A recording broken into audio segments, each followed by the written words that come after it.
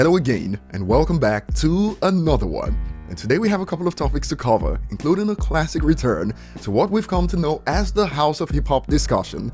And the, in quotes, cleaner is back. And this time it's thanks to McLarenF1 Expert Opinion series.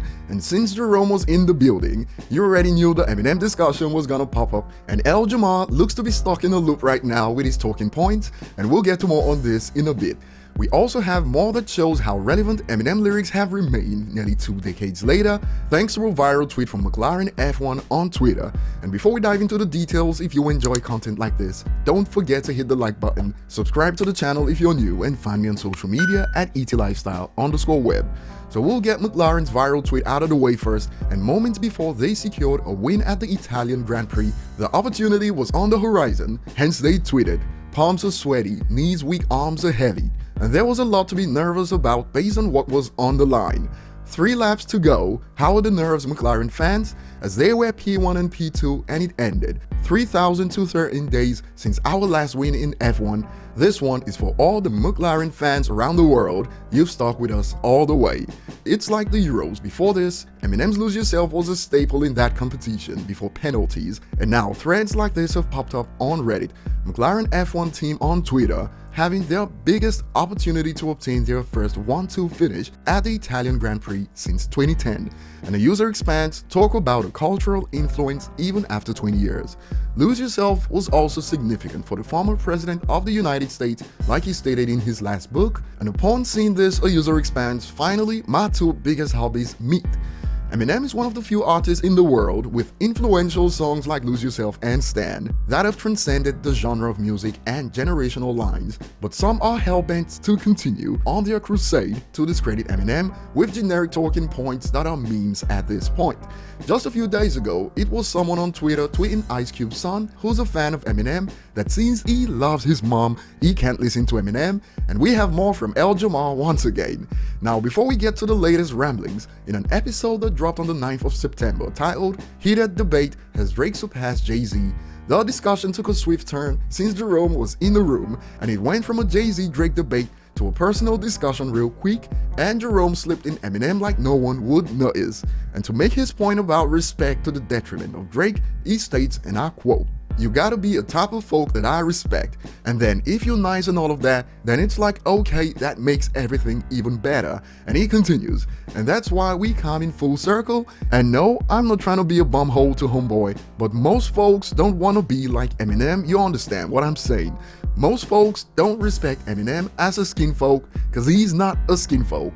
Everyone laughs in the room, and he continues, "But they respect him because he can rap good, but there's plenty of folks that can rap good, there's corny folks that can rap good. We respect the folks that, the alpha, you know what I mean, the alpha males that could rap good. So the type of folk that you are matters."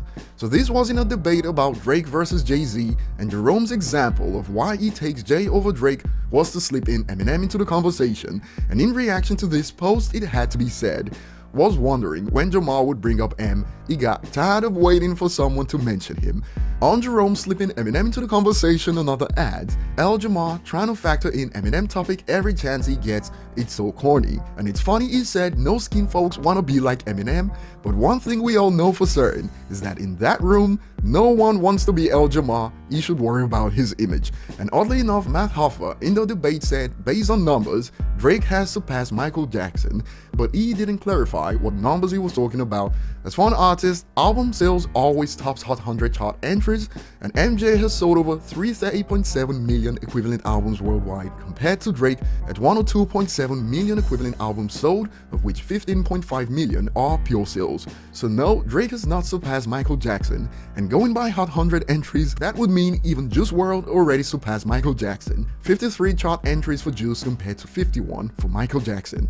Back to Jamar. In the full episode that just dropped from My Expert Opinion, episode 83, Matt asked Jerome, "Why do you hate Eminem?" And we got the same generic response he stuck with for years. First, he stated, "According to Eminem fans, every time I speak about him, you know what I mean, which we know is not factual.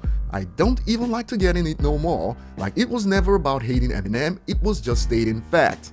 Funny enough, it's not just Eminem fans that have noticed that when Jerome makes it to mainstream news, he must have said something about Eminem. In fact, a whole generation only knew he existed because he started talking about Eminem. But let's continue. He also added, "Hip-hop is black music, we created this ish. As the creators, we decide who our goats are, that's it. Not record sales, not record companies, not white people, not any other people other than black people, because we were the ones that started that ish." So you got people coming out like, "Oh, Eminem is the GOAT, he sold more records." Real hip-hop MFers don't care about record sales, like MC Hammer was selling mad records, Vanilla Ice was selling mad records. This is not a criteria of what makes you good, and at the end of the day, you are not gonna hijack this ish from us and tell us who we F with. Jamar is one man who can't stop using the word we.